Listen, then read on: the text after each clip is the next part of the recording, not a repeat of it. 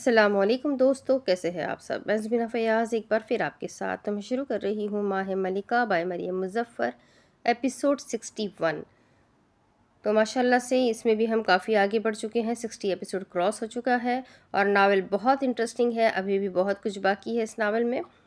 تو جاننے کے لیے جلدی سے سب سے پہلے میرے چینل کو سبسکرائب کر لیں، ابھی تک اگر آپ نے سبسکرائب نہیں کیا ہے تو بھی سبسکرائب کر لیں اور ساتھ ہی بیل آئیکن کو دبا دیں، ناول کو شیئر ضرور کریں، کمنٹ کر کے ضرور بتائیں کہ آپ کو ناول کیسا لگ رہا ہے۔ تو چلیں شروع کرتے ہیں ہم اس ناول کو۔ باب منصف۔ فاتح چوکھٹ پر ہی جمود تھا، اس کے لب قدرے وا تھے اور آنکھیں تو ہر ڈبے کا دیدار کر کے اجڑ چکی تھیں۔ کہانی کے اس موڑ کو کیا نام دے؟ اس نے چہرہ قدرے جھکایا تو چاروں اور سے آتی سیڑھیوں کے اختتام پر کئی کمرے تھے اور عین بیچ میں بیشتر کیمراز بند تھے، دروازوں کے پردے گرائے تھے، بتیاں بھی بجھی ہوئی تھیں، ماں سوائے ان انسانی وجود سنبھالے ڈبوں کی۔ شاید ان کے بغیر یہ تنظیم زندہ نہ رہتی۔ اگر کوئی اور موقع ہوتا تو وہ ضرور اتر کر ان کمروں میں جاتا۔ اسے یقین تھا انسانی جانوں پر ہونے والے ظلم کی داستانیں ان دروازوں کے پیچھے نصب ہوگی۔ ان کی جلد کو کاٹ کر اپنی زندگی کی گھڑیاں بڑھانے اور گھٹانے کے تمام اعمال کے گواہ وہ دیواریں ہوں گی۔ کوئی اور دور ہوتا تو یہ سب دیکھ کر وہ تھوکتا، چلاتا، شاید مٹی کا تیل ڈال کر تباہ بھی کر دیتا۔ آج کا فاتر اسلام اس قدر تھک چکا تھا کہ سیاہ کاریاں دیکھنے کے بعد اس نے رد عمل دینا چھوڑ دیا تھا۔ کہانی کے اختتام پر کردار فضیلت پا کر بہتری کی راہ کو جاتے ہیں۔ فاتر کی کہانی کے انت میں ہر سو اندھیرا تھا۔ کب تک وہاں کھڑے رہو گے سیدی؟ دبیر کے مذاق اڑاتے جملے نے جیسے اسے سر تا پیر جکڑ لیا۔ حال ہی میں اسے جاگنے کا موقع میسر آیا۔ دھیرے سے پلٹتے وہ انہی تاریک راہوں اور جلتی بجھتی روشنی کے بیچ کھڑا تھا۔ دبیر آتی جاتی روشنی میں تھا، جبکہ فاتر ایسی جگہ پر جہاں روشنی دائیں بائیں تھی مگر موجودہ راستہ اندھیرا تھا۔ چلا گیا ہے وہ، دبیر نے سانس لی، اب تم بھی چلے جاؤ۔ فاتر بنا رد عمل دیے اس کی جانب دیکھتا رہا، خون میں لت پت آتی جاتی سانس کے بیچ مسکراتے اور آنکھوں کو نیم بند رکھے۔ اس شخص کے لیے کسی دور میں ہمدردی ہوا کرتی تھی، وہ دور حماقت اب جا چکا تھا۔ دبیر کا دھوکہ اسے فاتر کی نگاہوں سے گرا گیا تھا۔ میں شرمندہ نہیں ہوں سیدی، میرا تم میں سے کسی ایک سے بھی کوئی واسطہ نہ تھا۔ تم مرو یا جیو میری ذات کو رتی برابر پرواہ نہیں۔ نیم مردہ کو محسوس ہوا جیسے لفظوں کو اندر گھونٹتے فاتر خود پر جبر کر رہا تھا۔ قدم پیچھے کی طرف اٹھاتے اس کا رخ دبیر السازار تھا، تیزی سے آتے اس کے قدموں تلے زمین ڈگمگائی اور پھر جو ہوا وہ فاتر اسلام مکمل اعصاب کے ساتھ بھی کبھی اخذ نہ کرتا۔ نہر کا پانی سست تھا یا شاید وہاں ہر شے کی حرکت سست تھی۔ میان سے اپنی تلوار نکالتے کماری نے اسے نہر کے پانی میں ڈبویا۔ بھاری لباس پہنے، اس کا سر سکوں سے بنی ٹوپی سے عاری تھا، بے ڈھنگے طرز کے کٹے مردانہ بال ہلکے ہوا کے دوش پر لہرا رہے تھے۔ اس کے نقش کرخط اور ہم وقت کی سنجیدگی لیے خون کے دھبوں کو اب آپ کے خالص پانی میں گھلتا دیکھ رہے تھے۔ چاروں اور سکوت تھا، وہ جانتی تھی یہ سکوت برقرار نہ رہے گا۔ فرصت سے اپنی تلوار کو صاف کرتے کماری نہر کے کنارے ہی کھڑے ہوئے پانی میں بنتے اپنے دھندلے عکس کو دیکھتی۔ اس کے لب سختی سے ملے تھے، جھک کر اپنی تلوار پانی میں چھوڑتے وہ ہٹ گئی۔ لہر در لہر کے بہاؤ پر آگے جاتا وہ ہتھیار دور نکل گیا۔ اسے بہتا دیکھتے کماری نے سر اٹھایا، یوں لگا جیسے وہ انتظار کی راہ میں ٹھہری تھی۔ دفتن زمین پر موجود ننھے کنکر ہلنے لگے، درخت کے پتے تیز لہرائے، اس کا جانور ہنہناتے بے لگام ہوا تو کماری نے نرمی اور عقیدت سے اس کے بال سہلائے۔ سنجیدگی کی جگہ اب سکون تھا، آسمان کی سیاہی اور مکمل قمر کو اپنے پیچھے ڈھانپتے سبز بھورا طیارہ منظر میں آیا۔ اڑتی ہوئی اس سواری کے شور اور زور سے وہاں موجود ذرہ اور ذی نفس بااثر ہوئے۔ ہیلی کاپٹر کا دروازہ کھلا اور ایک شناسا سا چہرہ مصنوعی روشنیوں میں نظر آیا۔ المیرا عنایت محسن خالی سا چہرہ لیے اسے دیکھ رہی تھی۔ کماری نے مسکراتے ہوئے ہاتھ بلند کیا، ملکہ کو زندگی مبارک۔ ایک ہاتھ سے وہ اپنے جانور کو کام کر رہی تھی، جبکہ دوسرا المیرا کی کو خوش آمدید کرنے کے لیے اٹھایا تھا۔ المیرا نے اندر تک اپنے وجود کو کھنگالا، سوائے پیچیدگی کے اسے اور کچھ محسوس نہ ہوا۔ قلعے میں یکدم زوردار دھماکہ ہوا، کان کے پردے چیرتے، دل کی دھڑکن دہلاتے، خون کی گردش کو روکتے اور سر سے پیر تک جسم کو لرزاتے دھماکے کی شدت سے فاتر ڈگمگاتا ہوا فرش بوس ہوا، اندر تک حلق سوکھا اور یوں لگا جیسے کسی نے جلتے انگارے نگلنے پر مجبور کیا ہو۔ اس نے سانس اندر کھینچی تو اگلی کے باہر آنے پر اسے جسم کی تمام تر طاقت استعمال کرنی پڑی۔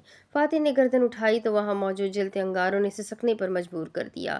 داستانہ زدہ ہاتھ اٹھایا تو ہاتھ میں خلا کے سوا کچھ نہ آیا۔ فاتح کو شدید حیرت ہوئی، ایک کان اب تک سن تھا اور دوسرے میں اپنی دھڑکن کے سوا کوئی آواز نہ تھی۔ ساتھ موجود وہ مسخ چہرے والی لاش خون میں لت پت تھی، جبکہ اس کے چہرے کے سامنے موجود دبیر السازار لمبی سانسیں کھینچ رہا تھا۔ فاتح کے گویا ہاتھ پاؤں پھولے، اس کی سماعت بہری تھی، ایک ٹانگ سوجی تھی، جلد جھلس رہی تھی مگر بصیرت مستمل تھی۔ جس کے سامنے کا منظر ہولناک تھا۔ دبیر! فاتح کو اپنی آواز سنائی نہ دی، لڑکھڑاتے ڈگمگاتے وہ اپنے سابقہ شاگرد تک آیا۔ دبیر آنکھیں کھولو! اس کا سر اٹھا کر اپنی گود میں بٹھاتے وہ گولی سے آری کندھے کو ہلانے لگا۔ اس پوشیدے دروازے سے اب بھی دھواں اڑتے ہوئے آ رہا تھا، سیاہ مرغولے آنکھوں کو جلا رہے تھے۔ دبیر! فاتح نے اس کا گال تھپتھپایا، جواب نرادر۔ فاتح کی آنکھیں جلن کے بعد سرخی مائل ہوئی، اس کا ایک کان اب بھی بند تھا اور دوسرے میں اب تک اپنے خوف کا شور تھا۔ انگلیوں کی مدد سے دبیر کی نفس ٹولی، داستانے والے ہاتھ سے پھر بنا داستانے کی شہرک پر 2 انگلیاں رکھی، ناک تلے انگلیاں رکھی۔ یا خدا تیرا شکر! دبیر کی سانسیں چل رہی تھی، گھٹ گھٹ کر آتی، ہلکی مدھم سانسیں لیتا، وہ شاید بے ہوش تھا۔ فاتح کے پاس خوشیاں منانے کا وقت نہ تھا۔ تیزی سے حرکت میں آتے اس نے دبیر کے کندھے میں اپنے بازو اڑ سے دبیر کو سیدھا کرنے کی نیت سے اٹھایا۔ وہ مرد چلاتا ہوا اٹھ بیٹھا، یقیناً فاتح نے اس کے زخم پر دباؤ رکھا تھا۔ مصری کو چیخ کی آواز تو نہ آئی مگر دبیر کے تاثرات سے اندازہ لگا لیا وہ تکلیف میں ہے۔ جھکتے اسے دوبارہ اٹھاتے وہ اپنا تمام تر ہمت لگا گیا۔ دبیر تو نہ اٹھا، البتہ ایک اور دھماکے نے اس کے اوسان ہلا دیے۔ 4 قدم دور جاتے وہ راہداری کی شروعات میں پیٹھ کے بل گرا۔ کمر مکمل چھل چکی تھی جبکہ لباس کونیوں سے پھٹا۔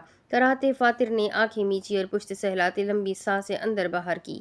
اس مرتبہ اس کا ہر احساس چوکس تھا۔ نہ ہوتا تو ایندھن کی بو ناک سے کیسے محسوس ہوتی، جلتے انگاروں کے تکرار کا شور کیسے سنائی دیتا، آنکھیں کھولی تو عنبر رنگ میں اس جلتی آگ کے منظر کا عکس کیسے بنتا۔ فاتح اسلام کی سانس سست، حلق خشک اور ہونٹ ہلنے سے انکاری تھے۔ ایک دن میں اتنی قیامتیں دیکھ لینے کے بعد اس کی بقیہ زندگی کی خوشحالی کسی معجزے کی منتظر تھی۔ جہاز کے مسافری ڈبے میں آمنے سامنے بیٹھی المیرا اور کماری خاموش تھی۔ جہاں کماری مطمئن سا مسکرا رہی تھی وہیں المیرا کی نگاہیں اندر تک چبھتی تھی۔ ہیلی کاپٹر کا بقیہ عملہ ان کے اطراف تھا۔ سیٹ بیلٹ پہنے بیٹھی کماری کا زخمی ہاتھ بری طرح خراب ہو چکا تھا، لکڑی کے تنکے چنتی طبیب خود سسک رہی تھی۔ تم نے ہم سے کون سی سچائی چھپائی ہے؟ المیرا کی جذبات سے آری آواز نکلی۔ جہاز کا اپنا شور بند دروازے کی وجہ سے قدرے مدھم تھا۔ میں نے وہی کیا جو مجھے کرنے کا کہا گیا تھا۔ کماری کے وہاں قابل تعریف اطمینان تھا۔ کس نے کہا تھا؟ سبز پاؤں کو چھوتے کافتان والی لڑکی نے آنکھیں چھوٹی کی۔ ابوالسلام ظہور نے جواب دو ٹوک تھا۔ اپنی موت کے بعد پیش آنے والے تمام واقعے ان کے طے شدہ تھے، ہر چیز عین اسی طرح ہوئی جیسے ہم نے اخذ کیا تھا۔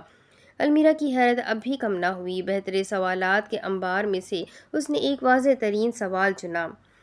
کیا ہمیں کچھ باتیں بتانا اور کافی راز رکھنے کا حکم بھی فاتح کے والد نے دیا تھا؟ دور کہیں اندر اسے ایک پرانا خیال یاد آیا۔ تو آپ کو 6 سال سے عزیز نے اغوا رکھا ہے؟ نیلے چوگے میں موجود نیلی ہی آنکھوں والی گلجان سوال کرتے کچھ آگے آئی۔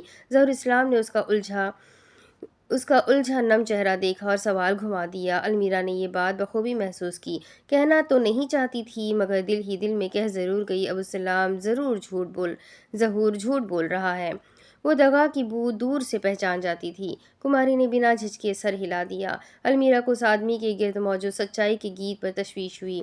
کماری! المیرا کی آنکھیں چھوٹی ہوئی۔ فاتح کے والد کو زہر دے کر قتل کیا گیا ہے؟ انہوں نے زہر پی کر خودکشی کی ہے۔ المیرا کی تصدیق کو نہایت سہولت سے رد کیا۔ سامنے بیٹھی عورت کی نگاہیں پھیلی۔ انہوں نے خودکشی کی تاکہ فاتح ان کی موت کا بدلہ سمجھ کر ماہ ملکہ کی حقیقت فاش کرے۔ انہوں نے اپنے بیٹے کی محبت پر اپنا کھیل سجایا ہے۔ المیرا کا ذہن اس کے وجود کا ساتھ چھوڑ رہا تھا۔ کماری کی زبان سے ادا ہوا ہر لفظ اسے جھوٹ لگا۔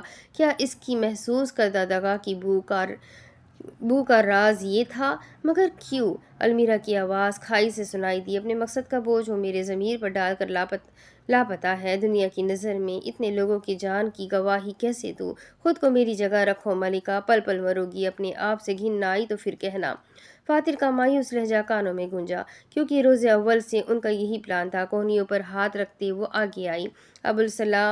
ابوالسلام ظہور کبھی اغوا نہیں ہوئے تھے۔ انہوں نے اپنے لیے یہ قید خود مختص کی تھی۔ وہ اس روز اپنے ساتھیوں کا بدلہ نہیں بلکہ عزیز بن خلد کے ساتھ معاہدہ کرنے گئے تھے۔ اسی لکسور والے گھر میں بیٹھ کر انہوں نے مصافحہ کیا اور کہا، کماری کی آواز کو مدھم کرتے وقت کی مناظر میں ذرا پیچھے چلے آؤ۔ سفید اور نیلے امتزاج پر سجی بیٹھک میں اس وقت بس دو لوگ تھے، اخروٹ رنگے جلیبیہ میں عزیز، جبکہ سبز جرسی سویٹر سیاہ پینٹ میں موجود ابوالسلام ظہور۔ عزیز کے چہرے پر فاتحانہ مسکان تھی اور ظہور پر سکون تھا۔ تم اس تنظیم کا حصہ بننا چاہتے ہو؟ عزیز نے بھویں اٹھائی۔ میں ساتھ دینا چاہتا ہوں۔ میڈیا میں میرا ہولڈ ہے، میں بہت سے مقامات پر تم لوگوں کے لیے مفید ثابت ہو سکتا ہوں۔ چند پل عزیز اس کے تشویش سے دیکھتا رہا۔ تو اسے میں تمہاری ہار سمجھوں؟ رعونت سے کہتے عزیز نے بازو صوفے کی پشت پر پھیلایا تھا۔ اپنی خوش نصیبی یا زیادہ بہتر لقب ہوگا؟ جواباً عزیز کا کہا لگا کر ہنسا۔ ٹھہرا سمندر اونچی کھڑکی سے نظر آیا۔ حال میں آؤ تو اڑتے طیارے کے مسافری ڈبے کا فضا میں تناؤ تھا۔ کماری کہانی کہہ رہی تھی جبکہ المیرا منہ کھولے یک ٹک اسے دیکھ رہی تھی۔ اتنے سالوں میں کیا انہیں فاتر کا خیال نہیں آیا؟ المیرا غصے سے بولی، ہاتھوں کی مٹھیاں بھیج گئی۔ اس نے جگہ جگہ اپنے باپ کو ڈھونڈا ہے، تحریکیں چلائی ہیں، عدالتوں کے چکر کاٹے ہیں۔ کیا اس آدمی نے ایک بار بھی بیٹے کے درد کا نہیں سوچا؟ اختتام میں وہ چلائی، اگر بیٹے نے باپ کے پاس آنے کی سر توڑ کوشش کی ہے تو باپ نے بھی بیٹے کو خود سے دور رکھنے میں دن رات ایک کیا ہے۔ کماری کا انداز سخت تھا۔ وہ ماہ ملکہ آئے اپنی مرضی سے تھے، مگر یہاں سے جانا ان کی مرضی سے نہیں ہوا۔ اپنی طرف سے وہ اسے ایک انسانی اسمگلنگ کا دھندا سمجھ رہے تھے۔ اگر اندر کی غلاظت کا علم ہوتا تو بھی قدم نہ موڑتے۔ المیرا نے چیخ کر اس کی بات کاٹی۔ اس نے فاتر کو سسکتے دیکھا تھا۔ اس نے فاتر اسلام کو 6 سال تک تڑپتا پایا تھا۔ حقیقت تو یہ ہے کماری کہ ابوالسلام ظہور اپنے مقصد کو لے کر حد درجہ جنونی تھے۔ انہوں نے رشتے اور محبت فراموش کی ہے۔ کس قدر چالاکی سے انہوں نے اپنے بیٹے کو اس سب میں پھنسایا ہے۔ وہ طنزیہ ہنسی۔ بیٹا وہاں باپ کے لیے لڑنے گیا ہے، اس بات سے لا علم کے باپ کے ساتھ تو کبھی ظلم ہوا ہی نہیں۔ کماری ترچھی نگاہوں سے المیرا کو دیکھ رہی تھی۔ اپنا سر پکڑتے المیرا افسوس کرنے کے علاوہ اور کر ہی کیا سکتی تھی؟ ظہور سر نے ایک بے وقوفی کی تھی المیرا۔ اگر کوسے فاتر کو اغوا نہ کرتا تو وہ کبھی خود کو تم سب پر ظاہر نہ کرتے۔ کوسے لطیف ان کے آزاد بیٹے پر ظلم کرتا، مجبوراً ظہور سر کو دوسروں کی اولادیں قید کرنا پڑتی۔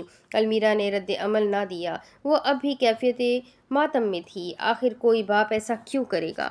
کیا ہم سے یہ سب چھپانے کا بھی ظہور نے کہا تھا؟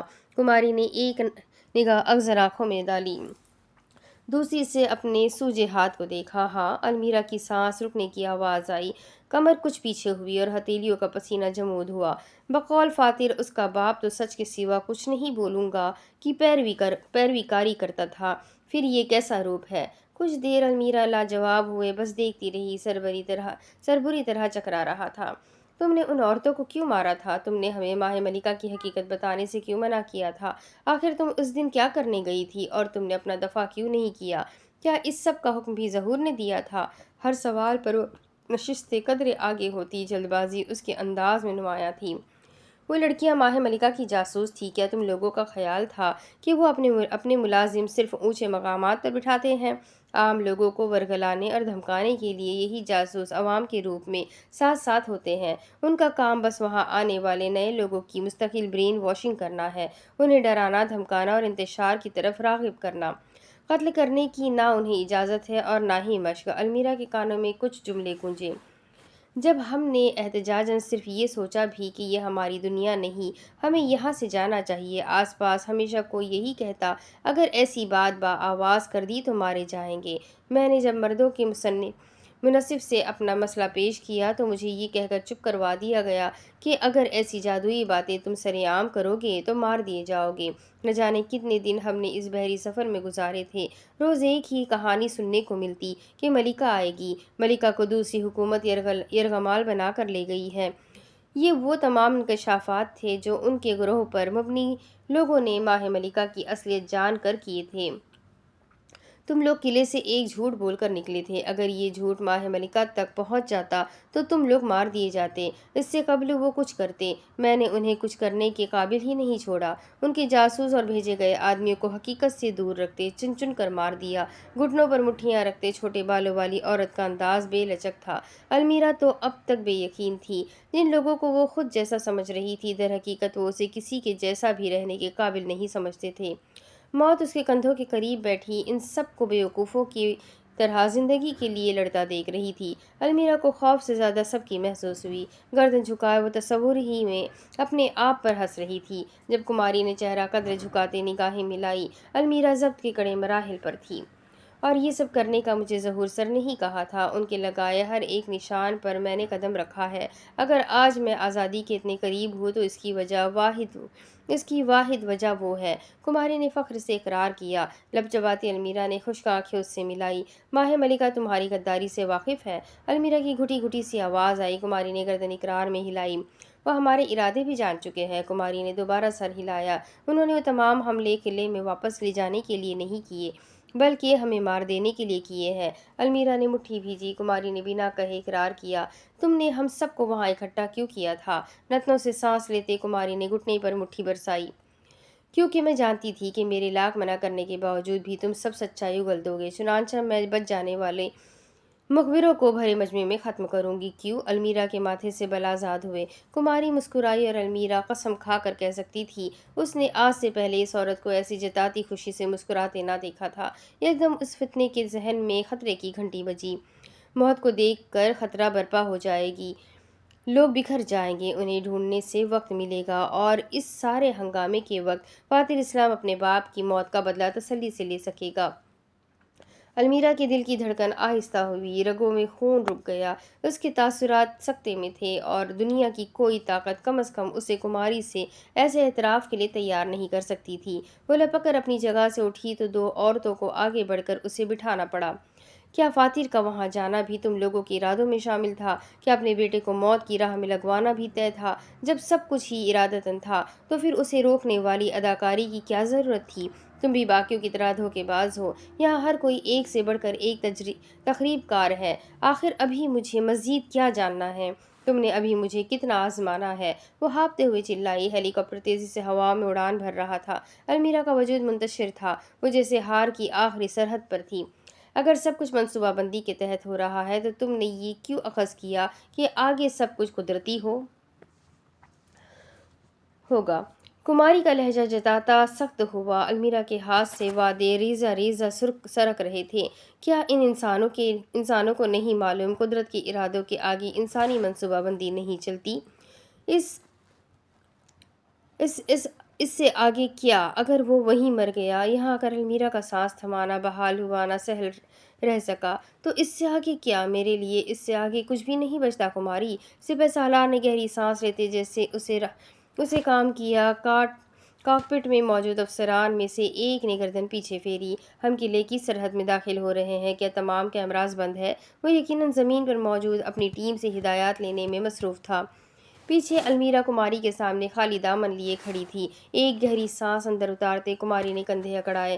دبیر بھی اسی کے ساتھ گیا ہے۔ وہ میری بلا سے دبیر جہنم کے نچلے درجے میں جائے۔ اس سے قبل المیرا بولتی، کماری نے کہا۔ جب نتیجتاً المیرا نے اس کا جملہ تیزی سے کاٹا، کماری شزدہ رہ گئی۔ مجھے اس دھوکے باز کی قطعی ضرورت نہیں۔ ارے اس کے تو دل میں ملال چھوڑو، ترس یا پچھتاوا تک نہیں ہے۔ ایسے مردہ دل انسان کی زندگی کے لیے میں کیوں اپنی دعائیں ضائع کروں؟ کماری کی زبان تالو سے جا لگی۔ دبیر کے گناہ قابل معافی تھے۔ اگر وہ معافی مانگنے کی نیت یا خود کو قابل زندہ رکھنے کی خواہش کرے تو کیا 300 لوگ وہیں موجود ہیں؟ المیرا نے سپاٹ انداز میں پوچھا۔ کماری کے کھچے پٹھے نرم ہوئے۔ کماری، خدا کی قسم اب اگر تم نے مزید کوئی بات راز رکھی تو میں اسی طیارے سے تمہیں ٹھڈا ماروں گی۔ دانت سختی سے ملاتے پوری شدت سے گھرائی، آنکھوں کی لال ڈوریاں ارادوں کی گواہ تھی۔ ہم قلعے آ پہنچے ہیں، نفری اور ہتھیار نکالو۔ واکی ٹاکی میں بولتے وہ یقیناً باقی طیاروں کو ہدایت دے رہا تھا۔ المیرا نے اس سرمئی دیواریں اور منقش دروازے والے کے قید کو پلٹ کر نہ دیکھا۔ اس کی آنکھیں کماری کی جھری زدہ تاثرات پر پیوست تھی۔ اگر وہاں وہ 300 لوگ نہیں تو تم بخوبی جانتی ہو کہ ماہ ملکہ نے بھی آگے سے اپنے نیزے تراش کر اس کی راہ میں بچھائے ہوں گے۔ المیرا عنایت کا لہجہ بوجھل ہوا، حلق میں جذبات کا گلا اٹکا۔ کماری نے جواب کی نیت سے زبان تالو سے ہٹائی۔ خشک ہونٹوں پر پھیلی سفیدی اس کی محنت کی روادات تھی۔ نظر جھکاتے اس نے گردن بھی جھکا لی۔ وہ 300 افراد۔ الفاظ دب گئے۔ تیاری کی زمین نے جھٹکا کھایا۔ شیشوں کے پار منظر بدلا۔ المیرا لڑکھڑاتے ہوئے پیچھے گری تو پشت شدت سے لوہے پر ٹکرائی۔ کراہتے ہوئے وہ فرش پر منہ کے بل گری۔ لمحوں میں دنیا ہل گئی۔ کائنات نے پلٹا کھایا اور جیسے وہ عرش سے گرتے فرش پر پٹک دی گئی۔ المیرا نے ہانپتے ہوئے اٹھنا چاہا، کمر میں ٹھیس سی اٹھی۔ ہتھیلی پر لگے ذرات صاف کیے تو ناک میں ایک مانوس مگر جسم کے ہر ذرے کو چوکنا کر دینے والی بو ٹکرائی، جلتی چٹختی دم گھونٹ دینے والی چنگاڑی کا۔ المیرا کا دل بیٹھا۔ تیزی سے پلٹتے جو منظر اس کی آنکھوں نے دیکھا وہ شاید بینائی چھین لینے کا باعث بنتا۔ طیارے کے مرکزی شیشوں سے وہ اپنے ماضی کے قید کو دیکھ رہی تھی۔ فرق یہ تھے کہ وہ سرمئی عمارت کا ایک کونا آگ کی لپیٹ میں تھا۔ نارنجی بھورے زرد انگارے سفر کرتے ہوئے بلند ہو رہے تھے۔ قلعے کی پشت میں آگے اوپر مینار اور وسط تک پھیل رہی تھی۔ اس کے پھیلنے کی رفتار زیادہ تیز نہ تھی مگر آگ سے خوف زدہ ہونے کے لیے اس کی منزل نہیں، موجودگی ہی بہت ہوتی ہے۔ بنت محسن فاتر تم سے وعدہ کرتا ہے اگر وہ زندہ رہا تو تمہیں اپنا نام دے گا اور اگر مر گیا تو وہ مسکرایا۔ یاد رکھنا دل میں تمہیں رکھ کر مرا تھا۔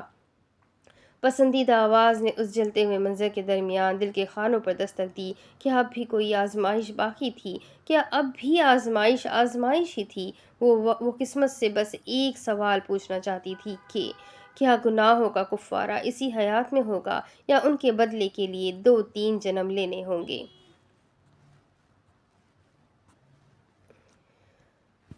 باب محافظ۔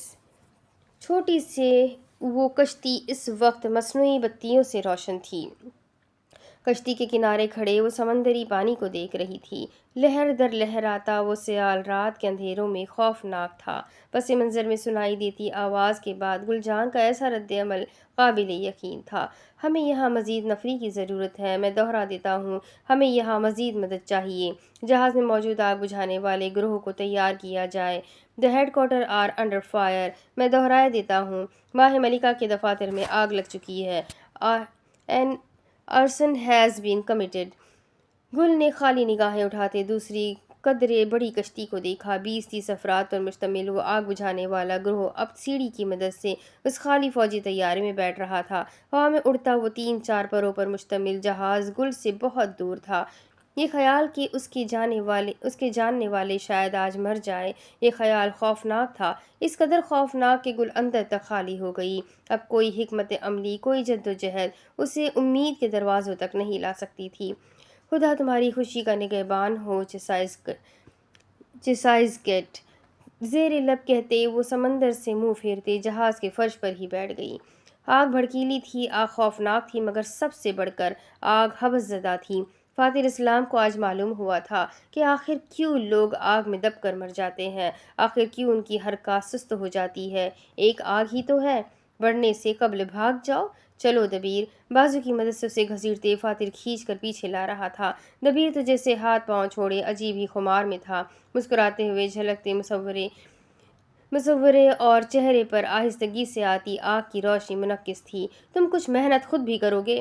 فاتر کے ماتھے پر پسینے تھے، لباس پر خون اور ٹانگ بھاری۔ یہ وہی گھٹنے سے نیچے کا حصہ تھا جہاں جانور نے وار کیا تھا۔ مجھے یہیں چھوڑ جاؤ سیدی، دبیر نے مسکرا کر کہا۔ تم نے آگ میں بھٹے بنانے ہیں؟ وہ چیخ کر بولا۔ گھسیٹ کر لایا جاتا دبیر اپنے پیچھے خون کا لمبا سلسلہ چھوڑے جا رہا تھا۔ یکدم وہ ہسپانوی کہکہے لگانے لگا۔ تم مر جاؤ گے سیدی، چلے جاؤ اور مجھے یوں ہی مرنے دو۔ آخر تمہیں موت سے اس قدر کیا فیسینیشن ہے؟ فاتر چلایا۔ آگ یکدم تیز ہوئی۔ فاتر نے ہڑبڑاتے سر اٹھایا، پپوٹوں سے آنکھیں جیسے باہر آنے کو ہوئی۔ وہ دیو قامت مرد گردن تک آگ میں لپٹا تھا، اس کا گولیوں سے بھونا چہرہ اب آگ کی لپیٹ تلے جل رہا تھا۔ کیا فاتر کو بھی ایسی ہی دردناک موت ملے گی؟ المیرا آہستگی سے ہال میں لوٹی۔ قریب سے آنے والے ایک نئے طیارے کی آواز نے اس کی تمام تر حساسیات کو متوجہ کیا۔ بھاگ کر آتے اس نے ہیلی کاپٹر کا دروازہ وا کیا۔ اڑتا لباس اور بالوں سے لاپرواہ وہ اس نئی آئی سواری میں سے لٹکتی رسی کو دیکھ رہی تھی۔ دیکھتے ہی دیکھتے اس رسی میں سے باری باری 10-15 مرد مکمل سفید لباس اور خود کو اچھے سے ڈھکے نیچے اترے۔ ان کی پشت پر بھاری سلنڈر تھے جس کے چہرے کا ہر حصہ ماسک تلے۔ المیرا وہیں اپنے دروازے پر کھڑے انہیں دیکھ رہی تھی۔ آہستگی سے آگے آتی آگ نے شاید اپنا اختتام دیکھ لیا تھا۔ یکدم ہی شدت پکڑتے وہ کسی بگڑے بچے کی مانند تیز ہوئی۔ ہوا میں اڑتے شعلے اور سیاہ رات میں جھلکتی روشنی ہیلی کاپٹر کے دروازے میں کھڑی لڑکی کو اگلے کئی سالوں تک بھی یاد رہے گا۔ یا اللہ، فاتر کی حفاظت کرنا۔ اگر اس کا یہ دعویٰ تھا کہ فاتر اس کے لیے ان 300 کے برابر ہے تو یہ دعویٰ حقیقتاً سچ تھا۔ وہ دونوں اب اسی پردے کے قریب آ گئے تھے۔ فاتر کا ہانپ ہانپ کر برا حال تھا۔ دبیر کے تو شاید جسم سے خون کی ہر بوند نچڑ چکی تھی۔ سفیدی مائل رنگت لیے اس کی صحت پہلے سے بھی ابتر لگی۔ آگ ان سے کچھ ہی دور راہداری میں چاروں سمت تھی، اوپر نیچے دائیں اور بائیں۔ فاتر کا دل بند ہونے کے قریب تھا۔ کیا تمہیں مجھ سے نفرت نہیں ہو رہی؟ میں تمہارا مجرم ہوں سیدی، میں نے تمہیں دھوکہ دیا ہے، پھر آخر تم مجھے بچا کیوں رہے ہو؟ دبیر کی نیت مذاق اڑانے کی تھی۔ فاتر پر اب اس کے یہ الفاظ بے اثر تھے۔ تم نے یہ کیوں نہیں پوچھا کہ میں تمہیں ساتھ کیوں لایا ہوں؟ دبیر کے مسکراتے لب مزید پھیلے۔ کیونکہ میں جانتا ہوں یہ کرنے کا تم سے کس نے کہا ہے۔ لو کی جلن، اس کی تکرار، اس کی موجودگی، سب ساکن۔ فاتر اسلام ساکن۔ کندھوں پر رکھے مرد کی گرفت کو واضح دبیر نے ڈھیلا ہوتے محسوس کیا۔ دبیر السازار نے گردن پیچھے اٹھائی۔ وہ جو آنکھیں بند تھی اب وہیں سیاہ کھڈوں میں گھری مکمل وا تھی۔ سلیقہ سے کہنا، کم از کم وہ مجھے اس زندگی میں قید نہیں کر سکتا۔ وہ ایک جملہ فاتر کی انفرادیت پسند وجود پر بھاری تھا۔ خود میں جو وہ تنہا سلطان بنا تھا، دبیر کی دانش مندی نے اسے چاروں شانے چت کر دیے۔ تمہیں کیسے؟ فاتر ہکلایا اور دبیر ہنسے بنا نہ رہ سکا۔ ریوالور پر بنے نشان کو دیکھتے، کیا تمہیں کچھ یاد نہیں آیا؟ فاتر آگ سے لاپرواہ تھا۔ دبیر اس کی کمزور یادداشت پر بدمزہ ہوا۔ 6 سال پہلے تم نے اسی نشان اور اس انکرپٹڈ میسج کی بنیاد پر المیرا کو جیل بھیجا تھا۔ وہ آگ دور تھی مگر فاتر کو لگا جیسے سر تا پیر بھسم ہو چکا ہو۔ ہاتھوں کی کپکپاہٹ واضح تھی۔ 6 سال پہلے کی وہ رات وہ بھول چکا تھا، دنیا والوں کو یاد تھی۔ تم نے وہ پیغام بھیجا تھا۔ فاتر نے دیوار کا سہارا لیا۔ سلیقہ نے بھیجا تھا۔ دبیر کے دل پر موجود بوجھ اب فاتر کی دھڑکنوں پر وزن بنے گا۔ تم 6 سال قبل استعمال ہوئے تھے۔ اس کی جسم کی ساری توانائی ختم ہو گئی۔ تھک کر کہتے دبیر آنکھیں موند گیا۔ تردد کے باوجود بھی فاتر سے جملہ نہ بن پایا۔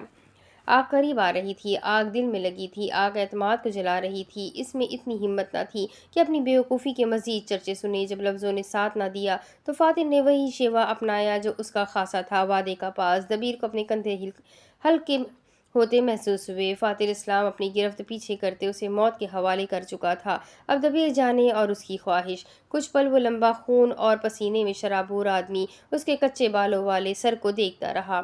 آگ کچھ مزید آگے آئی مگر اب بھی دور تھی۔ دبیر کی نظروں میں جوش سا آیا، اس کا تنفس تیز ہوا۔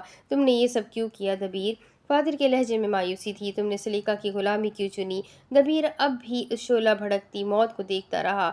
نگاہ کے سامنے کچھ ہی چہرے آئے، کم ہی پل گزرے۔ وہ مجھ سے زندگی مانگتا، دبیر بخوشی دے دیتا۔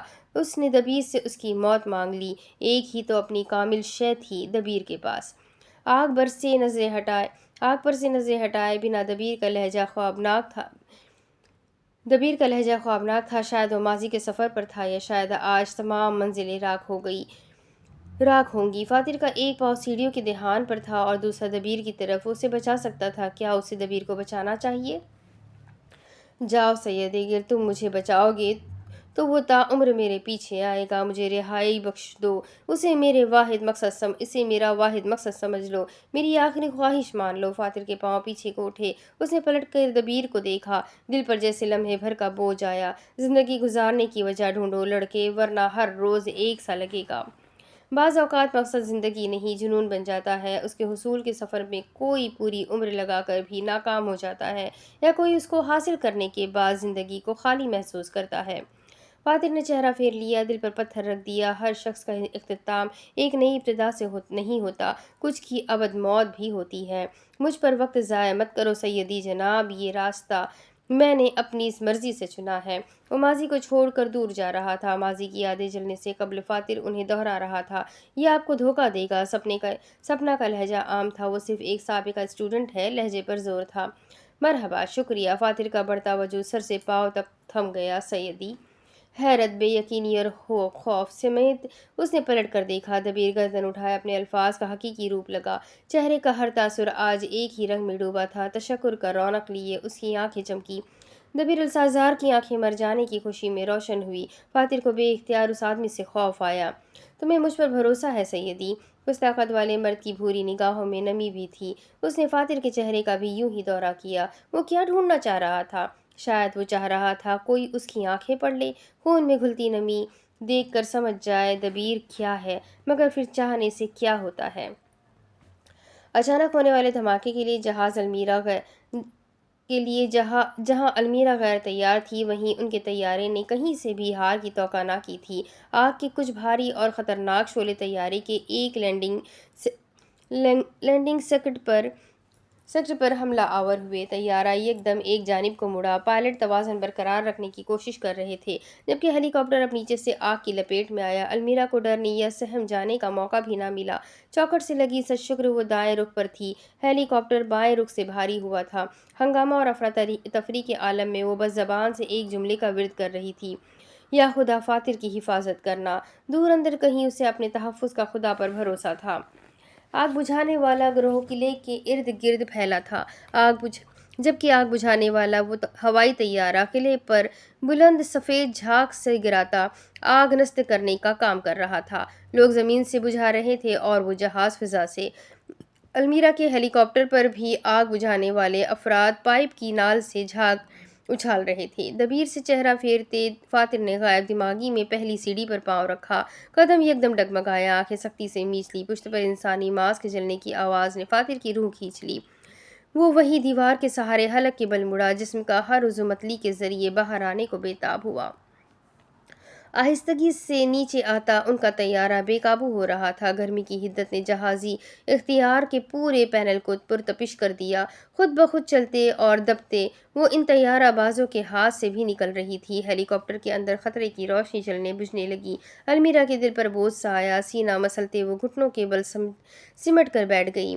आग, झाग, शोर, सायरन, समंदर, बुलंदी, तैयारे और इनके बीच कुछ नई आवाज़ें। अलमीरा की आंखों के गिर्द पट्टे बेजान हुए। दिल जो डूबा था वो मजीद डूब गया। लरसती टांगे, कांपते हाथ और लंबी लंबी सांसें लेते फातिर इस्लाम ने पहले एक पांव रखा, फिर दूसरा, वक्फे बाद तीसरा भी लिया। अभी उसे काफ़ी सीढ़ियां पार करके दरवाजे तक जाना था।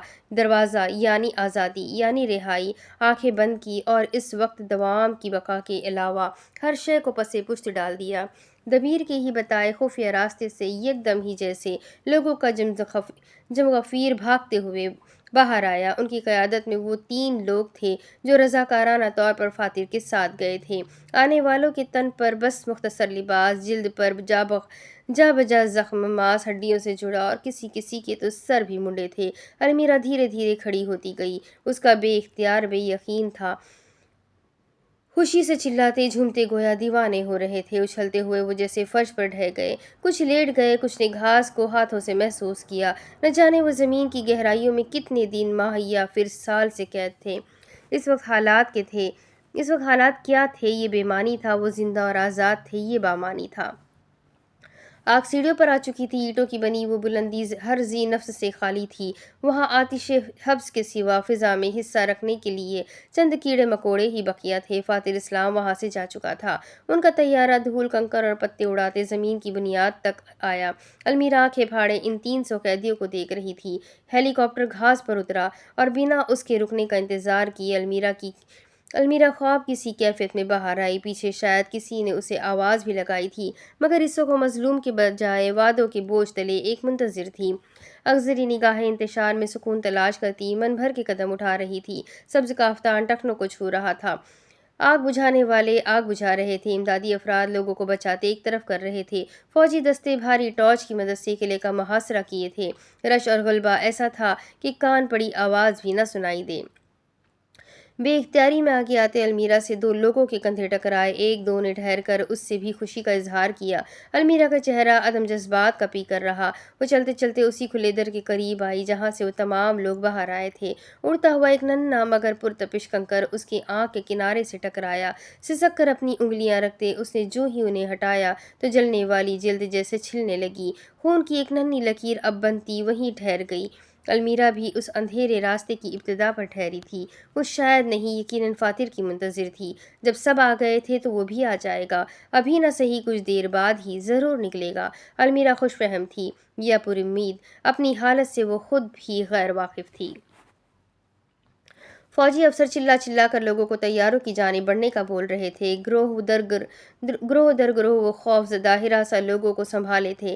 سر سے پاؤں تک حفاظتی سوٹ پہنے وہ لوگ آگے آئے اور اس کھلی چوکھٹ میں بھی آگ بجھانے والی جھاگ مارنے لگے۔ المیرا خاموشی سے انہیں وہ سب کرتا دیکھ رہی تھی۔ اس میں اعتراض کرنے کی طاقت بھی ختم تھی۔ اس نے کماری سے کہا تھا، فاتر سے آگے کچھ نہیں، اگر فاتر نہیں تو کچھ نہیں۔ خالی نگاہیں اور اجڑے حلیہ والی لڑکی نے دو قدم پیچھے اٹھائے۔ پشت کسی مضبوط اور مستقل شے سے ٹکرائی، ریڑھ کی ہڈی میں سنسناہٹ ہوئی، دل جیسے مٹھی میں آیا، ہاتھ یک دم لرزے، کائنات کی حرکت ساکن ہو گئی، آوازیں بے معنی ہوئی اور پھر ملکہ! کسی نے نہایت عقیدت، فرصت اور محبت سے اس کے کان سے کچھ دور سرگوشی کی۔ المیرا کا وجود موم ہوا۔ یہ لہجہ، یہ انداز اور یہ نام، بس ایک ہی شخص کا حق تھا۔ فاتر اسلام کو پہچاننے کے لیے محبت یا نفرت بے معنی تھی۔ وہ اسے ہر زمانے، ہر جہاں، ہر مقام اور ہر نظر میں شناس کر سکتی تھی۔ تیزی سے پلٹتے اس نے سر اٹھایا، مباد کہ کہیں اس کا ذہن کوئی کھیل نہ کھیل رہا ہو، وہ آواز اس کی خوش فہمی نہ ہو۔ کھیل نہیں تھا، خوش فہمی نہیں تھی، وہ سامنے تھا۔ 6 فٹ 1 انچ سے نکلتا قد، چوڑے شانے، بھوری رنگت پر چمکتی اجلی زرد روشنیاں، بکھرے گہرے بھورے بال اور نرمی سے تکتی امبر آنکھیں۔ حیرت اس قدر تھی، المیرا کے لب ہلنے کے باوجود بھی جملہ نہ بنا پائے۔ اس نے سر سے پیر تک فاتر کو کئی مرتبہ دیکھا، جبکہ مرد کی نگاہ کا ٹھہراؤ المیرا کے فکر مند تاثرات پر تھا۔ دھیرے دھیرے المیرا کی حیرت میں تکلیف کے رنگ گھلے اور وہ دکھ سے چلا اٹھی، میں ہمیشہ تمہیں صحیح سلامت چھوڑ کر جاتی ہوں اور تم ہمیشہ اپنا حلیہ بگاڑ لیتے ہو۔ اس کا اشارہ فاتر کی ابتر حالت پر تھا۔ ایک کندھا جگہ جگہ سے جلا تھا، چہرے کے ایک طرف خشک خون تھا، ایک داستانہ غائب تھا، بازو اور چہرے پر جا بجا خراشیں تھی، گردن پر انگلیوں کے نشان تھے، جبکہ لباس پر جگہ جگہ دھول تھی۔ المیرا کے چہرے سے لگتا تھا اگر اس کے بس میں ہو وہ فاتر کی حالت کے ذمہ دار کی اس سے بھی ابتر حالت کرے۔ فاتر مسکرایا، وہ تھکا ہوا تھا مگر المیرا کی خاطر مسکرا دیا۔ المیرا نے اگلا جملہ بولنا چاہا جب حلق میں بے تحاشا باتوں کی پھانس اٹکی۔ ان کی ایک جانب جلتی عمارت تھی جبکہ اطراف میں لوگوں کی چیخ و پکار کا شور، زمین پر کنکر اور پتے لرز رہے تھے، جبکہ فضا میں بتیاں، طیارے، الارمز کا شور تھا۔ موت اور زندگی کے بیچ کھڑے دو ماضی کے منافق خاموش تھے، ان کی خاموشی بھی بول رہی تھی۔ فاتر چل کر 2 قدم آگے آیا، نفرت ہو یا محبت، دونوں کے لیے ایک دوسرے کی موجودگی میں باقی سب اضافی تھا۔ المیرا نظر ہٹائے بنا اس کے اداس ممنون نقش کو دیکھ رہی تھی۔ فاتر نے نگاہیں پھیرتے ٹھٹکتے آنکھ کے قریب بنے زخم کو دیکھا، داستانے والے ہاتھ کو اٹھاتے اس نے احتیاط سے 2 انگلیاں المیرا کے خشک ہوئے خون پر رکھی۔ تمہارا آنا میرا دل زندہ کر جاتا ہے ملکہ۔ وہ اس لفظ کی تاثیر تلے ٹھہرے یا پھر اس جملے کے معنی سے با اثر ہو، وہ شاعر تھا اور المیرا اس کی بیاض۔ موت اور مایوسی کی اس تصویر میں جلتی روشنی اور آگ تلے فاتر المیرا سنہری مجسموں کی مانند روشن تھے۔ میری زندگی کے باب میں خوبصورتی صرف تم سے ہے، وہ اب بھی اسی نرمی سے المیرا کی آنکھ کے کنارے بنے زخم پر انگلی پھیر رہا تھا۔ جب ٹھہر گیا، ہاتھ نہ ہٹایا، البتہ نظر نظر سے ملائی، یوں لگا صدیوں کی مسافت کے بعد وہ آنکھیں دیکھی ہو۔ المیرا نے تکرار نہ ہٹایا۔ اگلا قدم اٹھاتے ہی عورت کو اپنے شل وجود کا احساس ہوا، کانوں میں اطراف کی ہر آواز محسوس ہوئی جو اگلے ہی عمل سے پس منظر بن گئی۔ فاتر کے سینے تک آتی اس نے جیسے ہارتے ہوئے اپنی پیشانی اس کے دل کے مقام پر رکھی۔ فاتر کے ہاتھ بے دم ہو کر پہلو میں گرے، مدھم سانس لیتے المیرا آنکھیں بند کیے اس کی مناسب رفتار سے چلتی دھڑکن کو سن رہی تھی۔ فاتر نے اسے دور نہ کیا، دل کا معاملہ تھا، اور قریب نہ کیا، دین کا معاملہ تھا۔ بس سر جھکاتے اس سے فرصت لیے دیکھا۔ جب میں نے تم سے حق کی اجازت لی تھی تب تمہاری دھڑکنیں خوفزدہ تھی، کیوں؟ المیرا نے سر نہ اٹھایا۔ فاتر نے بھی کہیں اور نہ دیکھا۔ جنگوں میں واپسی خوش قسمتی سے ہوتی ہے المیرا، میں نہیں چاہتا تھا تم میرے انتظار میں آنکھیں لگائے رکھو۔ ملال بھری مسکراہٹ نے لبوں کو چھوا۔ اگر کبھی میرے ساتھ ایسی کوئی صورتحال آئی تو کیا تم میرا انتظار کرو گے؟ سر اٹھاتے اس نے عام لہجے میں کہا۔ فاتر نے ہاتھ کی مدد سے المیرا کی پیشانی کی آوارہ لٹوں سے آزاد کیا۔ جانتا تھا چہرے پر بال آئے تو وہ کس قدر جھنجھلا جاتی ہے۔ جنتوں کے در تک کروں گا، وہ مسکرا دیا۔ یقین، اعتماد، فخر کیا نہیں جھلکا تھا وہاں۔ المیرا نے نظریں ہٹائی۔ کچھ دور ہوتے اس نے سر اٹھایا اور آنے والے طیارے کو اشارہ کیا۔ تمہارا تو علم نہیں، البتہ میرے گناہوں کا پلڑا جنت تک آنے کی اجازت نہیں دے گا۔ خادم نے ملکہ کا بوجھل لہجہ سنا۔ قریب آتے طیارے کی روشنیوں میں چہرہ دیکھا تو ملکہ نا امیدی لیے جیسے شکست کی منتظر تھی۔ تم انسان ہو المیرا، ہو گئی غلطیاں ازالہ کرو، توبہ پر قائم رہو، باقی اچھا گمان لگا کر خدا پر چھوڑ دو۔ وہ ہمیشہ یہی جملہ دہراتا تھا۔ المیرا ہمیشہ کی طرح سر ہلا دیتی تھی۔ آج بھی وہی ہوا۔ شاید تاعمر یہی ہونا تھا، یا پھر ایک اور ٹھوکر کی ضرورت تھی۔ سفید اور سرخ رنگ کے ہیلی کاپٹر سے سیڑھیاں پھینکی گئی۔ اس پر چڑھتے وہ دونوں اس دنیا کو خیر آباد کہتے تھے۔ دوزخوں کی آگ بجھ چکی تھی۔ مقابل کھڑے افراد اب ساتھ ساتھ تھے۔ یہی انت تھا شاید۔ 3 ماہ کی وہ قیامت ختم ہو گئی۔ جشن منائے یا اجلاس نکالے، زندگی میں پہلا جھوٹ کہہ کر وہ روپوش ہونے گیا تھا۔ فاتر کی توبہ جو آئندہ وہ جھوٹ بول کر روپوش ہو۔ اس وقت اس ہیلی کاپٹر کی طرف آؤ۔ فضا میں 3 سے 4 طیارے یوں ہی مسافرین کو اٹھائے اب اس بحری جہاز کی طرف رواں تھے۔ بحری سفر کا ذکر سنتے ہی وہاں سب ہراساں عالم میں چلانے لگے۔ اب تو یہ پوری عمر کا روگ تھا۔ اگر سب سے آگے چلتے طیارے کی جانب آؤ تو اس کے مسافرین کیبن میں اس وقت ایک طبیب المیرا کی چھلی ہتھیلیاں صاف کر رہی تھی، جبکہ ایک دوسرا ڈاکٹر فاتر کے سر پر لگی چوٹ کا معائنہ کر رہا تھا۔ اس کا پھٹا اور جگہ جگہ سے جلا لباس اترا تھا اور ایک بنا بازو والی سیاہ بنیان میں موجود وہ کلائی پر آئس بیگ رکھے تھے۔ اس کے جسم کی ہر ہڈی اور ہر جوڑ درد میں تھا۔ مرہم کہاں کہاں رکھے۔ ان دونوں کو خاموشی سے اپنا معالجہ کرواتے دیکھتے کماری کو بے انتہا عجیب لگا۔ کیا وہ دونوں بے پرواہ تھے یا بن رہے تھے؟ میں یاد کرواتی چلوں۔ کماری کے کہنے کی دیر تھی، دونوں کے جسموں میں سنسنی دوڑی۔ فاتر اسلام کے ساتھ وہاں دبیر بھی گیا تھا۔ میں تمام مسافرین کو دیکھ چکی ہوں، دبیر ان میں سے کہیں نہیں، چپتے انداز میں کہتے اس کی تلخ نظریں فاتر کے اندر تک اتر رہی تھی۔ المیرا محسن جس موضوع کو کب سے نظر انداز کیے تھی، وہ کماری نے بنا جھجکے چھیڑا تھا۔ خواہش پوری ہو گئی اس کی۔ نظر چراتے مرد نے بیزاریت اور قدر لاتعلقی سے کہا۔ کماری کی بھویں سکڑی۔ فاتر نے ایک لمحے کا وقفہ لیا۔ شاید وہ خوف نگل رہا تھا یا پھر ہمدردی۔ جل کر مر گیا وہ۔ کیبن میں ایسا سناٹا ابھرا گویا وہاں ہر نفس بھی جل کر مر گیا ہو۔ کماری آنکھیں پھاڑے تھی جبکہ المیرا خاموش۔ جل کر مر گیا وہ۔ فاتر کا جملہ ذہن میں گونجا۔ وہ سر سے پاؤں تک لرز اٹھی۔ طبیب لڑکی نے باقاعدہ اس کی گھبراتی کیفیت محسوس کی۔ تو تم نے اسے مرنے دیا؟ کماری کو معلوم تھا وہ ان کا دوست ہے، تبھی حیرت واجب تھی۔ فاتر نے نظر ملاتے سر اس بات میں ہلایا۔ وہ تمہارا دوست تھا؟ اس سب میں المیرا خاموش رہی۔ دبیر مرتد تھا، مکار تھا اور سب سے بڑھ کر دبیر منافق تھا۔ ان کے لیے تو وہ اسی روز ہی مر گیا جب اس کی حقیقت کے بعد ڈٹائی بھی کھلی تھی۔ دبیر کا کوئی دوست نہیں۔ ڈاکٹر اب فاتر کے سر پر لگی چوٹ کے ٹانکے کر رہا تھا۔ اس کی جگہ سن تھی تبھی درد ہلکا تھا۔ اس کو ہمیں دھوکہ دینے پر کوئی شرمندگی نہیں۔ اس نے یہ سب اپنی مرضی سے کیا۔ اس نے المیرا کو قتل کرنے کی کوشش کی، مجھے بھی ختم کرنا چاہا اور یقیناً گل کو بھی کرنے کی کوشش کرتا۔ خدا نے بس اسے مہلت نہیں دی۔ فاتر کا انداز سپاٹ تھا۔ فضاؤں اور رات کی سیاہی سے بات کرتی ان کی سواری رواں تھی۔ فوج اور فورسز قلعے کا محاصرہ اور تلاش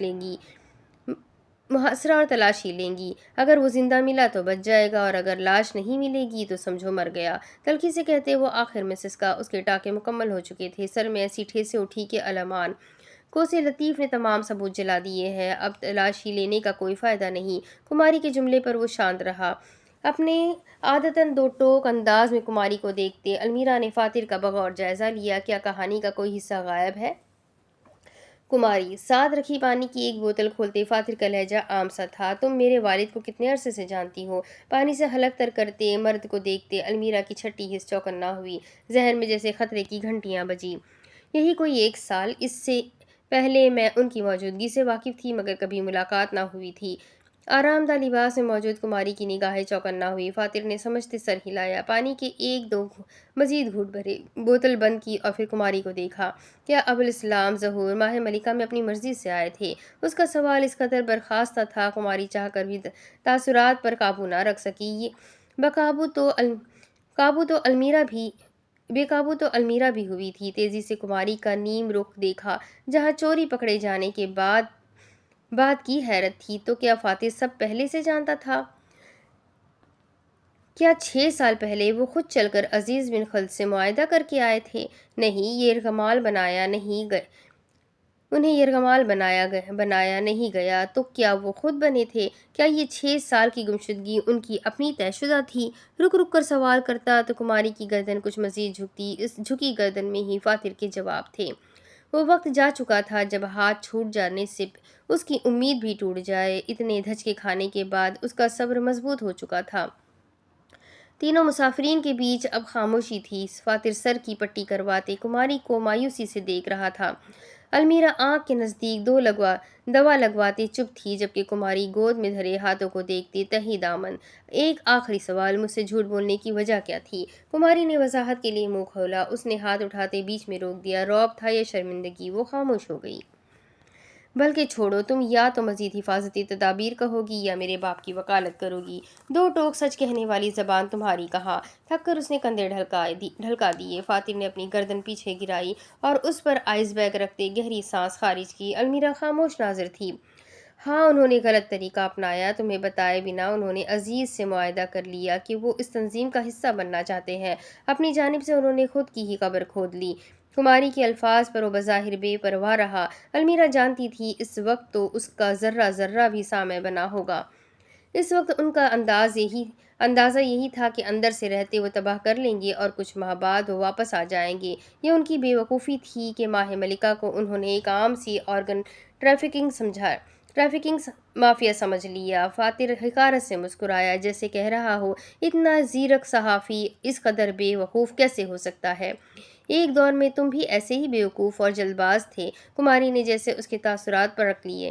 ماضی کے تانے پر فاتر کے گال شرمندہ سے ہوئے۔ ظہور سر کی بھی یہی بے وقوفی انہیں لے ڈوبی۔ ماہ ملکہ نے واپسی کی ہر راہ جلا دی اور انہیں دھمکا دیا کہ اگر بھاگنے کی جدوجہد کی تو تمہارا بیٹا نہیں رہے گا۔ تمہیں لگتا ہے وہ تم سے نفرت کرتے ہیں؟ وہ خود غرض ہے۔ فاتر اسلام، تمہارا باپ تمہاری زندگی بچانے کی خاطر بدی کے بازار میں اپنے ایمان کی بولی لگا آیا تھا۔ اگر وہ اس ایک ملاقات کے بعد زندہ رہتے تو وہ دوبارہ انہیں یوں ہی بلیک میل کرتے۔ ایک ملاقات کے لیے انہوں نے قیمت میں اپنی زندگی دی ہے۔ تو یہ بات انہوں نے آخری ملاقات میں کیوں نہیں بولی؟ تب کیوں مجھ سے جھوٹ کہا؟ کیوں میرے شکوے اور شکایتیں سنے اور اپنی سچائی نہیں بتائی؟ کماری کا جملہ کاٹتے ہوئے تڑپ کر بولا۔ شدت غصے سے اس کے ہاتھ کانپے۔ کماری نے کھلے لب بند کیے اور گہری سانس لی۔ تمہیں میرے گلڈ کا اندازہ بھی ہے؟ میرا باپ میری آنکھوں کے سامنے مر گیا اور میں آخری لمحات میں اس سے لڑ رہا تھا۔ 6 سال بعد ملا بھی تو اپنے باپ سے جھگڑتے انہیں موت کے حوالے کر دیا۔ پچھلے 1 ہفتے سے میں نے شرمندگی کے مارے آنسو بھی نہیں بہائے۔ مجھ جیسا بیٹا کیا غم منانے کے قابل ہے جس سے باپ کی قدر نہیں ہوئی؟ مجھ سے بڑا کوئی منافق نہ ہوتا جو اس سب کے باوجود بھی اپنے باپ کو یاد کرتا۔ خود سے نفرت میں ڈوبے تیر، وہ مار خود کو رہا تھا مگر خون وہاں المیرا کا بھی نکلا تھا۔ اپنی ٹانگ کا معائنہ کرتے طبیب کو دور ڈھکیلتے وہ کھڑا ہوا۔ تمہاری ٹانگ بری طرح زخمی ہے، اس پر وزن نہ ڈالو اور یہاں آ کر بیٹھو۔ ڈاکٹر بھی گرم دماغ کا تھا، فوراً بگڑ گیا۔ فاتر کے بس میں نہ تھا اسے 2 جھڑ دے۔ وہ اگر تمہیں اپنے اصل منصوبے کے متعلق بتاتے تو کیا تم پھر بھی یوں ہی محنت کرتے؟ کماری کے سوال نے اس کی توجہ کھینچی۔ بتاؤ فاتر اسلام، اگر تمہیں باپ کی بے وقوفی کا علم ہو جاتا تو کیا تم پھر بھی باپ سے ویسی ہی محبت کرتے؟ فاتر کے وجود پر کماری کا سوال گرم سلاخ کی مانند لگا۔ مرد کی گردن کی گلٹی ابھر کر معدوم ہوئی۔ اپنے جواب سے وہ بھی واقف تھا۔ وہ تمہارے ہی باپ تھے، ان سے بھی کہاں خود کو معاف کیا جاتا تھا؟ تمہیں سچ بتا دیتے تو تاعمر نگاہ نہ ملا سکتے۔ بیٹے کی نظر میں اپنا بھرم رکھنے کی خاطر انہوں نے حقیقت راز رکھی۔ کماری کے جھری زدہ چہرے میں ایسا اعتماد تھا جیسے فاتر چاہ کر بھی جھٹلا نہ سکا۔ انسان تھے، ہو گئی غلطی، میں انہیں معاف کر دیتا، آہستہ سے کہتے نظریں چرائی۔ وہاں المیرا بھی جانتی تھی کہ ماضی کا فاتر اسلام چھوٹی چھوٹی غلطیاں تھپڑ کی طرح دوسرے کو یاد دلاتا تھا۔ اپنے باپ کے معاملے میں وہ رعایت کر لیتا مگر محبت چھوڑ دیتا۔ تو پھر خود کو بھی معاف کرو۔ المیرا کے بے اختیار جملے پر فاتر کے اعصاب ڈھیلے ہوئے۔ پلٹ کر غمگسار کو دیکھا جو اداسی سے اسے ہی تک رہی تھی۔ تمہارا رد عمل غیر نہیں تھا۔ اتنے سال کے انتظار کے بعد اگر کسی بھی عام انسان کو اپنی ناقدری محسوس ہو تو وہ شکوے ہی کرے گا۔ یہاں تو گناہوں تک کی توبہ ہو جاتی ہے فاتر۔ پھر غلطیوں کی معافی کیوں نہیں؟ نرمی سے احساس دلایا۔ وہ پچھتاووں کے میدان میں ہتھیار کے بنا کھڑا تھا۔ اس عورت نے آتے اسے میدان پار کرنے کی راہ قوت اور ہمت دلائی۔ اپنے غم کو سمجھنے اور خود کو آگے بڑھنے کا وقت دو۔ ایک جگہ ٹھہر گئے تو دل پتھر ہو جائے گا۔ المیرا نے مسکراتے کہا۔ طیارے کے شیشے سے کماری کو ساحل سمندر دکھا تو وہ اٹھ کھڑی ہوئی۔ رات کے اندھیرے میں وہ ہیبت ناک تھا۔ روشنیاں نہ ہوتی تو راستہ نظر نہ آتا۔ فاتر نے گہری سانس اندر لیتے سر ہلا دیا۔ مطلب وہ المیرا کے مشورے پر عمل پیرا ہوگا۔ نیچے اترنے کی تیاری کرے۔ پائلٹ کے کاکپٹ سے آواز آئی۔ ہوا میں ایک ساتھ 3-4 مناسب وسعت کے جہاز اترے۔ سمندر پر ٹھہرے بحری جہاز کا عرصہ بتیوں سے روشن تھا۔ وہاں جمع ہوتے فوجی یقیناً ان کی مدد کو آگے آ رہے تھے۔ ہیلی کاپٹر کا دروازہ کھلا تو سیڑھی باہر گرائی گئی۔ ٹھنڈی ہوا کے تھپیڑوں نے جسم پر کپکپی طاری کی۔ المیرا اور فاتر کو عرشے میں کھڑی گل جان کا چہرہ نظر آیا۔ جو ہی گل کی ان پر نظر پڑی وہ ایک لمحے کو جامد ہوئی اور اگلے ہی لمحے اچھلی۔ یس یس یس! کمر پر لگی گولی نے اگلے ہی پل اس کی خوشیاں غارت کر دی۔ نو نو نو! وہ چلاتے ہوئے پشت کے بل گری۔ المیرا کو اس گدھی پر زور سے ہنسی آئی۔ وہ تینوں اب باری باری سیڑھیاں اتر رہے تھے۔ سب سے پہلے کماری گئی اور پھر اس کے بعد فاتر اترا۔ المیرا کی ہنسی پھیکی ہوئی۔ دل کو اندیشوں نے جکڑا۔ سر اٹھاتے اس نے تا حد نگاہ تک پھیلے اندھیرے سمندر کو دیکھا۔ اسے خوف آیا۔ خوف سے آنکھیں پھیلی۔ وہ اس سمندر میں کافور ہونے آئی تھی، اس دیوہیکل خوفناک قدرت میں۔ المیرا فاتر اب تک پہلی دو سیڑھیوں پر تھا۔ رسی سے بنائی وہ سیڑھی کافی مضبوط تھی۔ سمندر کے نظارے نیچے آ کر لینا۔ فاتر کی زخمی ٹانگ مکمل طور پر ناکارہ ہوئی تھی۔ پہلے جہاں اسے وہ بوجھ لگی اب گھٹنے سے نیچے کا حصہ غیر محسوس تھا۔ اسے لگا گویا جیسے وہاں خلا کے سوا کچھ نہ ہو۔ کیا کوسے مر چکا ہے؟ المیرا کے سوال پر وہ تھم گیا۔ ماضی کے مناظر یاد آئے تو دل دہل گیا۔ نہیں، وہ بھاگ گیا تھا، فاتر نے نظر چرا کر کہا۔ تو کیا اس ریوالور میں گولیاں نہیں تھیں؟ حرکت قدرت میں ٹھہر گئی۔ ٹھنڈی ہواؤں نے رخ پھیر لیا۔ وہ جو اپنی طرف سے سمجھا تھا کہ سب اس ریوالور سے لا علم ہے، بھول گیا کہ المیرا اسی کا عکس تھی، متضاد یہ سیاہ عکس۔ سر اٹھایا اور المیرا کو کرختگی سے خود کو دیکھتے پایا۔ کون سا ریوالور؟ ہتھیلیوں پر آئے پسینے کو نظر انداز کرتے وہ نیچے دیکھتے اترنے لگا۔ المیرا نے بھی اس کی تقلید کی۔ نہ تمہیں جھوٹ بولنا آتا ہے، نہ باتیں چھپائی جاتی ہے۔ یہ شکوہ نہیں طنز تھا، یا پھر تم سے جھوٹ بولنا اور تم سے باتیں نہیں چھپائی جاتی؟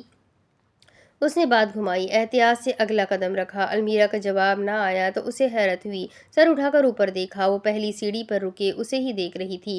وہ جب بھی رخ پھیرتا تھا المیرا کی نظر اس پر ہی ہوتی تھی۔ تھوڑا جلدی اترو اور باتیں بعد میں کرنا، اسی تپے ہوئے ڈاکٹر نے دونوں کو ٹوکا۔ وہ دونوں ٹس سے مس نہ ہوئے جب فاتر نے پوچھا، کیا ہوا؟ پھیکی مسکان، بھلے دل لرز رہا تھا۔ وہ گولی کہاں سے آئی فاتر؟ شک نہیں تھا مگر سوال تھا۔ طنز نہیں، بس فکر تھی۔ حیرت نہیں مگر ہاں دکھ ضرور تھا۔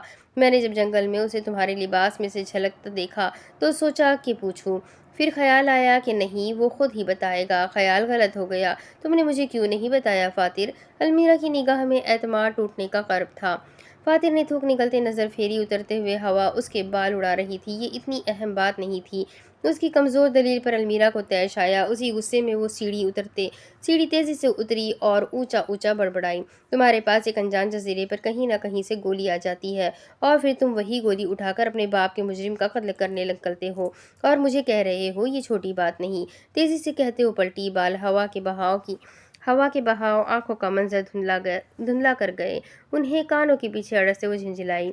तुमने मुझे पहले नहीं बताया, ठीक, मगर कम से कम तुम बाद में तो बता सकते थे। जमीन की बुलंदी पर और हवा में लटके दोनों गधों की तरह एक मामूली बात पर बहस कर रहे थे। फातिह ने छिड़कर गर्दन उठाई।